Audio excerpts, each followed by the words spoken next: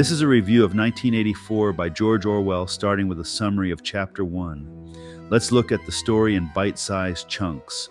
We meet Winston Smith in Chapter 1, a 39-year-old man living in a dilapidated apartment building in London, which is now part of a superstate called Oceania.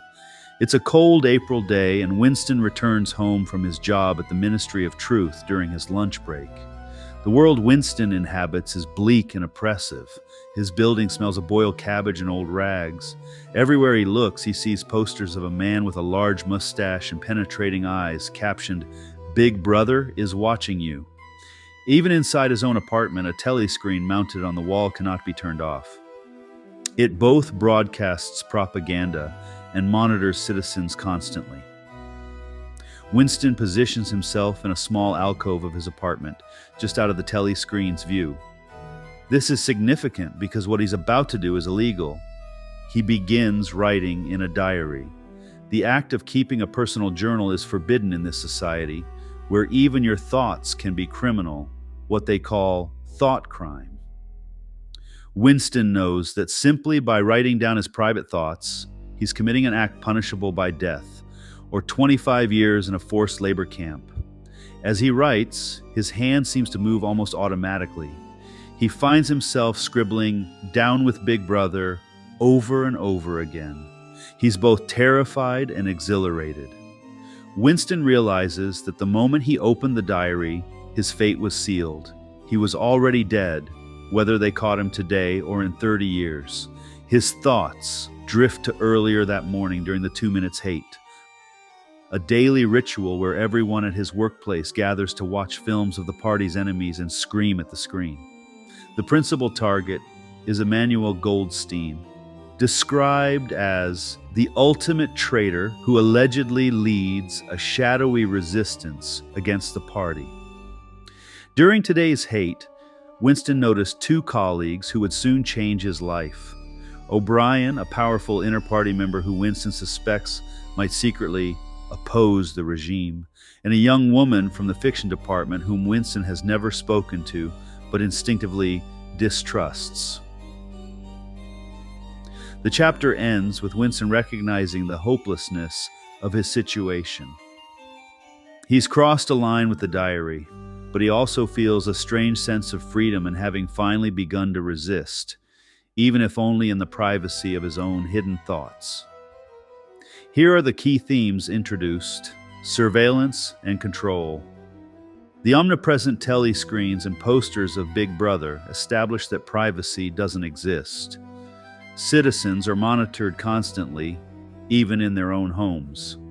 The architecture of control is both technological and psychological. Thought is crime. In Winston's world, it's not enough to obey outwardly. The party demands control over your inner life. Having unapproved thoughts is literally criminal, and the thought police exist to catch people who think the wrong things.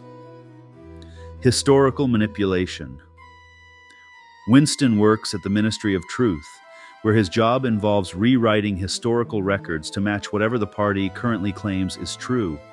The past is constantly being altered, making it impossible for citizens to verify anything or maintain a consistent memory of reality. Language and reality. The chapter hints at how the party manipulates language itself. Even the names are ironic. The Ministry of Truth deals in lies, and Big Brother sounds protective, but represents tyranny, isolation, and atomization. Winston is utterly alone. He can't trust anyone, can't share his thoughts, can't form genuine connections. The society is designed to keep people isolated and powerless. Manufactured hatred. The 2 minutes hate shows how the party channels people's frustrations and fears toward designated enemies, preventing them from directing anger at the actual source of their misery, the party itself. Here's why this chapter matters. Chapter 1 establishes the suffocating world Winston inhabits and plants the seed of his rebellion. We see a man who knows his resistance is futile, but can't help himself. The diary becomes a symbol of individual thought and authenticity in a world built on lies and conformity. Orwell shows us that totalitarianism isn't just about guns and soldiers. It's about controlling information, language, history, and ultimately human consciousness itself. Winston's simple act of writing becomes revolutionary because it asserts that his inner life belongs to him, not to Big Brother. There, he is free.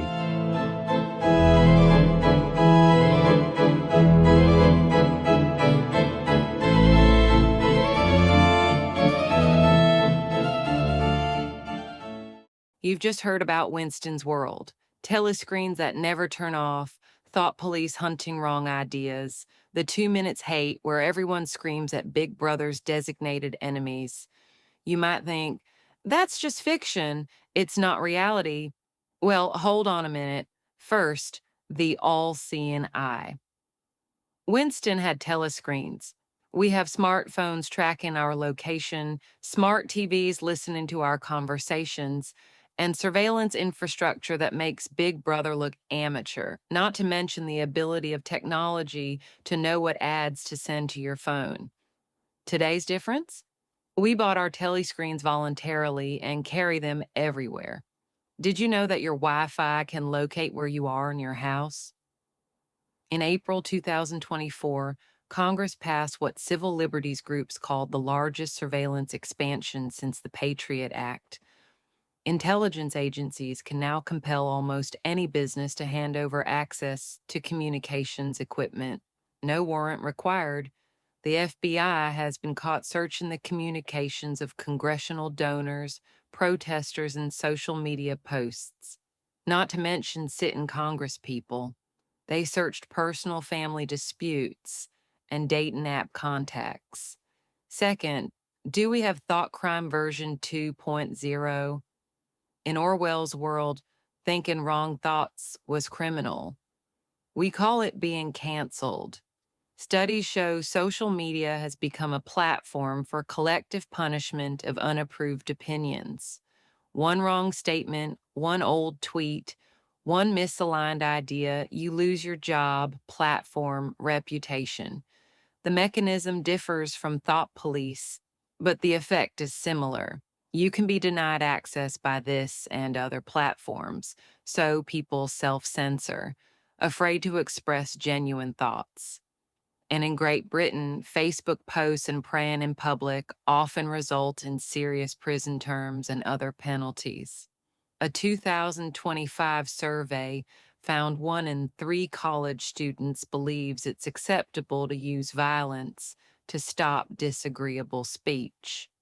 The pressure isn't only government force, it's peer-to-peer, amplified by algorithms rewarding outrage. Winston's job was rewriting historical records to match current party claims. Who controls the past controls the future, Orwell wrote. Winston was basically a Wikipedia editor. Today, digital records actually do get changed to edit reality. News articles update without notation. Social media posts vanish. Wikipedia entries shift with political winds. We don't need Winston destroying newspapers. We have digital memory holes where unapproved information ceases to exist or gets quietly altered. Orwell's 2 minutes hate was a brilliant prediction, but we've exceeded his imagination. We built infrastructure for continuous outrage. Research confirms what you instinctively feel. Algorithms amplify political attacks because anger drives engagement. Users interact more with outrage than agreement. Result? A feedback loop of manufactured fury that never stops.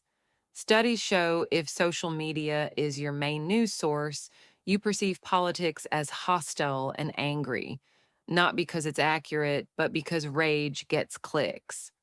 Let me repeat that. Rage gets clicks. Watch how the algorithm reinforces your beliefs. We have our own Emmanuel Goldsteins, designated enemies changing based on your team. The mechanism is identical. Channel frustration toward approved targets keeps everyone exhausted and divided, and ensure they never address actual problems. Divide and conquer. One observer nailed it.